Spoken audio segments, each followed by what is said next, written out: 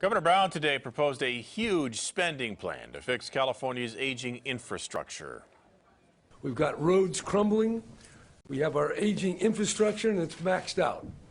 He called this move comes after a series of storms pounded the state, taking a huge toll on our highways, streets, and roads. And he called on California taxpayers and U.S. taxpayers to foot the bill. The streets have collapsed, the roads have washed away, and highways have been buried in mud. CBS 13's Drew Balea is live at Touchscreen 13 to break down how the region has been impacted and get answers on which emergency projects are at the top of Caltrans' priority list. Drew? Yeah, these storms, they've been relentless over the last 2 months. Now, the budget for the Department of Transportation is about $250 million.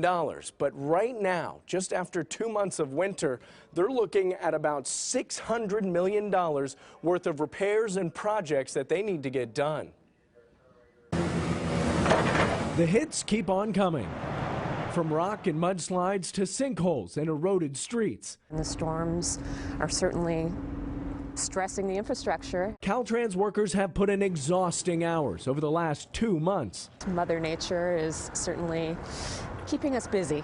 Vanessa Wiseman, a spokesperson for Caltrans, says the enormous cost of the emergency projects continues to rise. And we foresee that growing even more, too, as storms continue and as we continue damage assessments as well. Focusing on a local perspective, District 3 covers 11 counties in our viewing area. Right now, it has 64 locations with storm-related damage, an estimated cost of $55 million in repairs. From slight erosion to major slip-outs and mudslides, the problems are vast and expensive.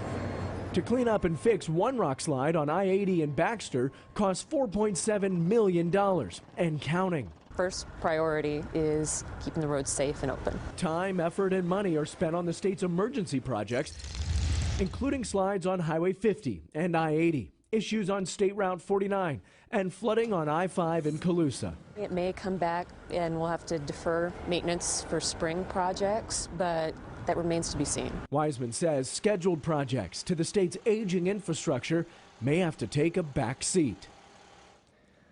And as you heard, these emergency projects, they take precedence over those other planned projects, which the state has about $59 billion worth.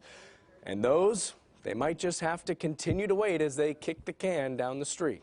Yeah, there are a lot of numbers here, but at the end of the day, he wants $200 billion, and most of it coming from federal taxpayers. So there's a lot of work to be done with the White House on this, quite clearly. The governor also